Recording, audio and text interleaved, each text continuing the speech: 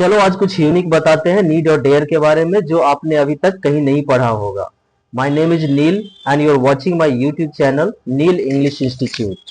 तो दोस्तों आज के वीडियो का टॉपिक है नीड और डेयर। तो हम बताएंगे नीड का यूज, इसका इस्तेमाल कहाँ और कब कैसे कर सकते हैं और किस तरह से कर सकते हैं। नीड मीन्स आवश्यकता और जरूरत होना। जैसे मुझे आपकी जरूरत है, आई नीड यू। मुझे पैसों की जरूरत है, आई नीड मनी। मुझे घर जाने की जरूरत है, आई नीड गो होम।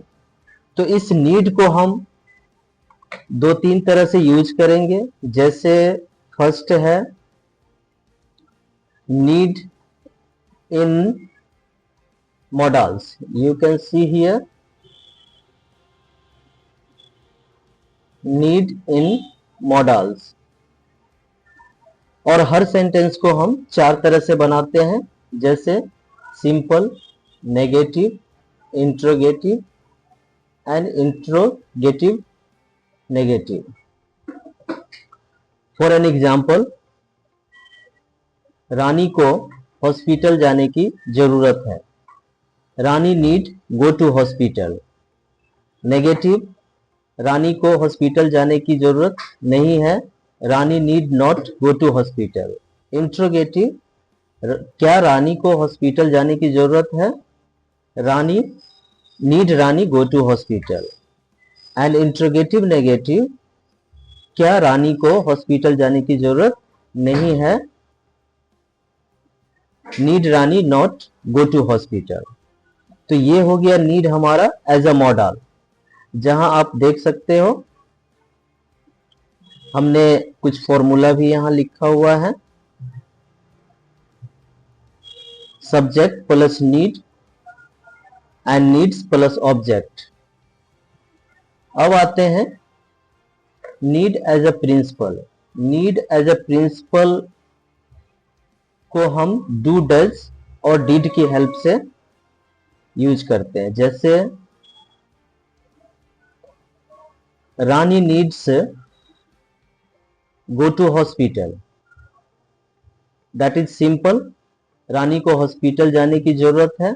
यहां आपको ध्यान देना है कि हमने नेगेटिव के लिए डज का यूज किया है, जबकि मॉडल्स में नीड का यूज किया था। तो Rani does not need to go to hospital. And if you come here in interrogative, you will see does Rani need to go to hospital, क्या रानी को हॉस्पिटल जाने की जरूरत है। And if you go there in interrogative negative, like does Rani not need go to hospital, means यहाँ पे भी do does का यूज किया है नेगेटिव इंट्रोगेटिव बनाने के लिए। इसी तरह से need as a principal in models, as a principal हमने यहाँ यूज किया हुआ है। एग्जाम्पल्स में आप देखेंगे like Rani in past tense. Need को जब हम पास्ट टेंस में यूज करेंगे, लाइक रानी को अस्पताल जाने की जरूरत थी, मीन्स हमने नीड का सेकेंड फॉर्म यहाँ पे लगाया है needed, means Rani needed go to hospital. यहाँ हमने एज अ प्रिंसिपल वर्ब लिया है नीडेड, इसलिए टू का भी यूज किया गया है। Then again in negative form you will see Rani को हॉस्पिटल जाने की जरूरत नहीं थी, means Rani did not need go to hospital. Again in interrogative form you will see क्या रानी को हॉस्पिटल जाने की जरूरत थी, means in principle verb did Rani, means यहाँ हमने डिड का यूज किया इंट्रोगेटिव बनाने के लिए। Did Rani need to go to hospital. And again you will see interrogative negative, like क्या रानी को हॉस्पिटल जाने की जरूरत थी, means did Rani not go to hospital. यहाँ काफी सारे लोगों को कंफ्यूजन होता है अगर हम बताते हैं उन्हें कि Rani need go to hospital, तो उनका रहता है ना Rani needs to go to hospital, ये सही होना चाहिए। वो इसलिए भी बोलते हैं क्योंकि उन्हें नीड एज अ मॉडल उनको नॉलेज की कमी होती है। अब यहाँ हमने नीड को एज अ मॉडल लिया है in past tense. You can see here in past tense and again in simple, like रानी को अस्पताल जाने की जरूरत थी, means Rani need go to hospital। यहाँ हमने to का यूज नहीं किया need के बाद, क्योंकि अगर टू लगाएंगे तो फिर ये प्रिंसिपल हो जाएगा, लेकिन हमने यहाँ एज अ मॉडल यूज किया हुआ है। तो हिंदी मीनिंग सेम होता है 100%, चाहे आप एज अ मॉडल यूज करो या फिर as a principal verb use करो। Principal verb means as a main verb. फिर आप देखेंगे इंट्रोगेटिव एंड नेगेटिव फॉर्म भी same, Rani needed not go to hospital. Again in interrogative form you will see here, क्या रानी को हॉस्पिटल जाने की जरूरत थी, sorry, needed Rani go to hospital, that is also in past tense as a modal verb हमने use किया है interrogative के लिए। Again you will see interrogative negative, that is also as a model, that's why instead of, इसलिए हमने यहाँ पे did के जगह डायरेक्ट नीडेड को यूज किया है। Needed Rani not go to hospital. तो इस तरह से नीड को आप एज अ मेन वर्ब और एज अ हेल्पिंग वर्ब आप यूज कर सकते हो। Now we are coming here again in dare. Dare का भी फॉर्मूला आप देख सकते हो यहाँ, subject plus dare and oblique में डेयर्ड दिया हुआ है, that is second form and object.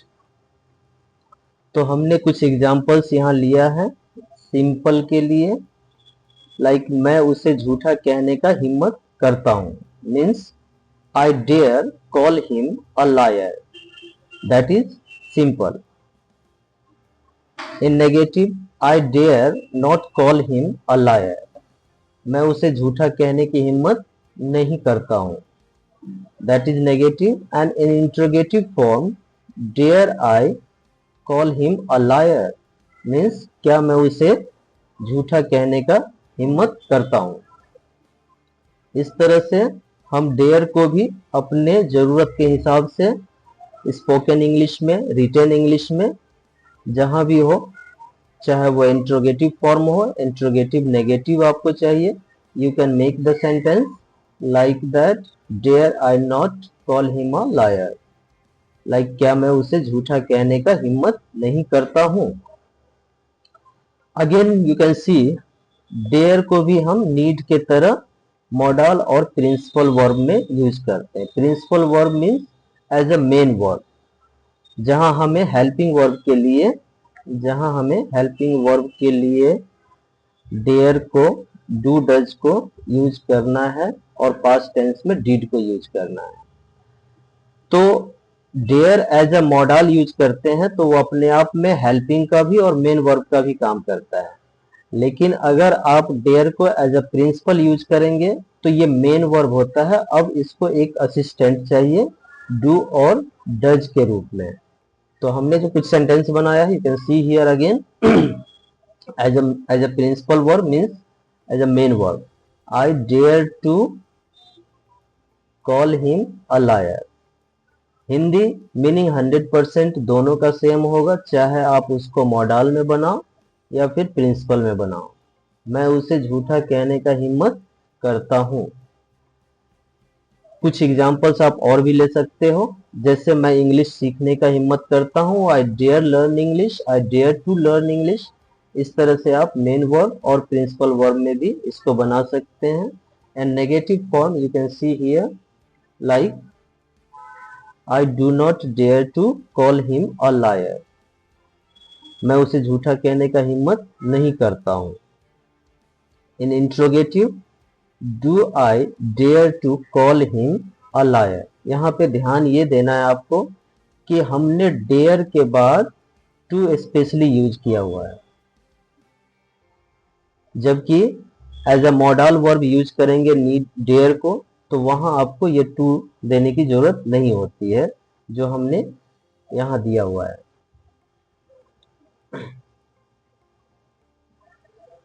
Again, we will see the few examples also like interrogative negative.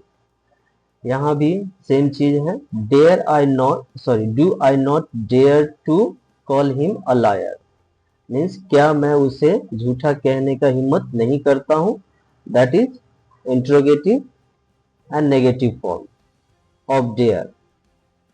Now again we are coming to dare in modal as an helping verb, that is past tense, sorry, ये past tense है,